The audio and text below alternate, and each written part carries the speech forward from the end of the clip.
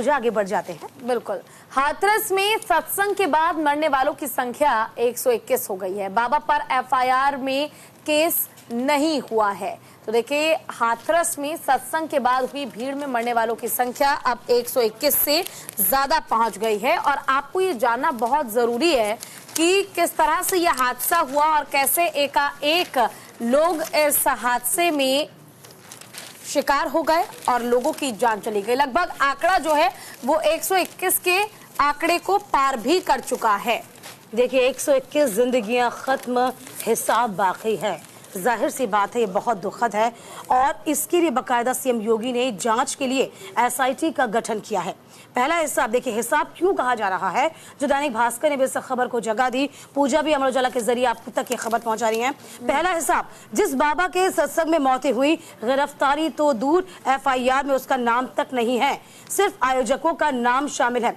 दूसरी खबर ये और दूसरा हिसाब ये होना चाहिए कि जिन सेवादारों ने धक्का मुक्की करके भगदड़ के हालात पैदा किए, उनमें से अभी तक किसी की भी गिरफ्तारी क्यों नहीं की गई है।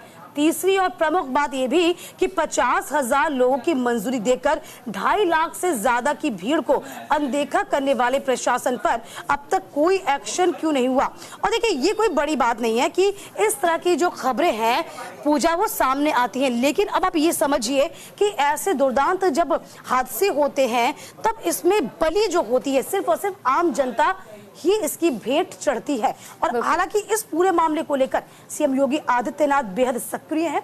एसआईटी का गठन किया गया है और अब इस पूरे मामले की गहनता के साथ जांच की जाएगी। बिल्कुल, देखिए, फॉरेंसिक टीम भी है इस मामले में जांच कर रही है। मामले में पुलिस ने प्राथमिकी तो दर्ज कर ली है, लेकिन उसमें बाबा का नाम नहीं होने से लोगों के गले से पानी नहीं उतर रहा है।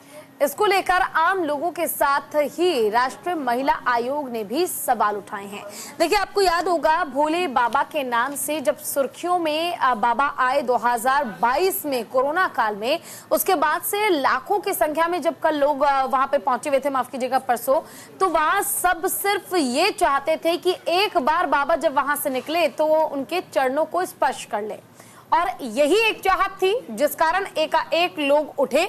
जब पूरा कार्यक्रम समाप्त हुआ, समापन के बाद जब बाबा वहां से रवाना हुए अपनी गाड़ी में बैठकर, तो एकाएक लोग उठे और वो चाहते थे कि बाबा के पैर, उनके कदम जहां जहां पड़े हैं वहां से थोड़ी धूल वो इकट्ठा कर ले।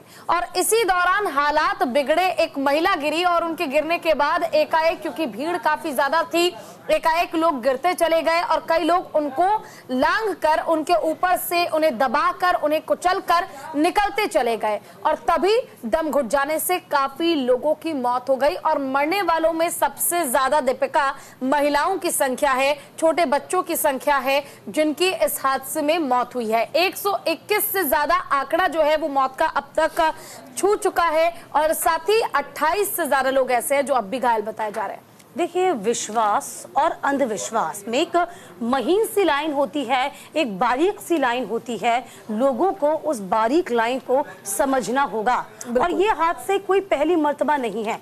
आपने अक्सर देखा होगा भगदड़ की स्थिति चाहे किसी मंदिर में हो, किसी आश्रम में हो, किसी समारोह में हो, अक्सर आ जाती है। हम फिर वापस न्यूज इंडिया अपने फोरम से, अपने इस मंच से आपसे कहता है कि आप विश्वास में, अंधविश्वास में फर्क करना जरूर समझिए। ठीक है, आशा और कह सकते हैं श्रद्धा बलवती होती है, लेकिन श्रद्धा आपकी इतनी भी आपके विश्वास पर हावी नहीं होना चाहिए जो कि एक दुर्घटना का रूप ले ले। ये आपको समझना अब इस हादसे के बाद बहुत जरूरी है। हालांकि आपको फिर बता रहे हैं इस पूरे मामले की जांच की जा रही है, लेकिन आगे ऐसी घटना न घटे, इसमें आम लोग इस काल के गाल में न समाये, इसका ख्याल आपको और हम ही को रखना होगा। बिल्कुल, लेकिन देखिए, अब भी चौंकाने वाली बात यह है जो हम खबर में भी जिक्र कर रहे हैं दीपिका, कि एफआईआर जो दर्ज की गई है उसमें आयोजकों का नाम तो शामिल है लेकिन बाबा का नाम शामिल नहीं है। और सबसे बड़ी बात यह है, जिस तरह आप बार बार जिक्र कर रही हैं